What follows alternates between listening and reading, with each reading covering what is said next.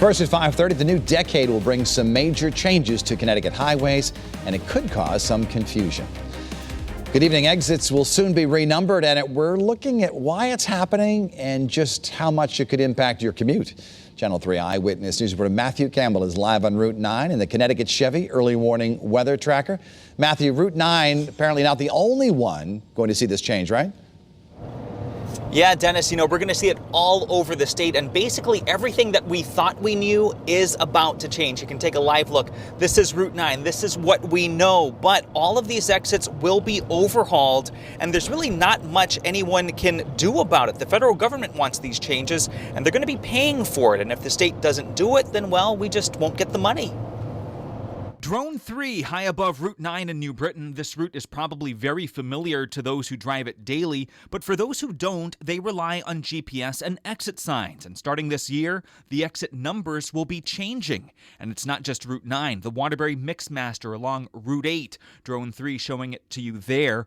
Route 691 and Route 72 are all expected to change between now and the year 2024. And this is why the federal government wants to move toward a uniformed national model. It'll reflect the miles driven rather than sequential numbers.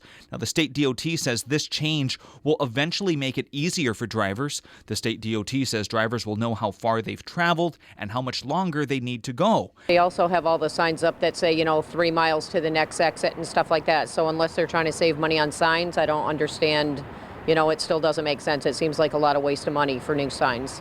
And some of this has already been rolled out in our state. We first saw this happen on 395 3 years ago. Again, people who live in the southeastern part of the state weren't thrown off by it too much. But for example, people who make the trip to the Mohegan Sun were used to using exit 79A. That changed to exit 9. The whole project cost $5.5 million and it was paid for with federal money. There were also signs that did indicate the old exits in an effort to try to ease the confusion.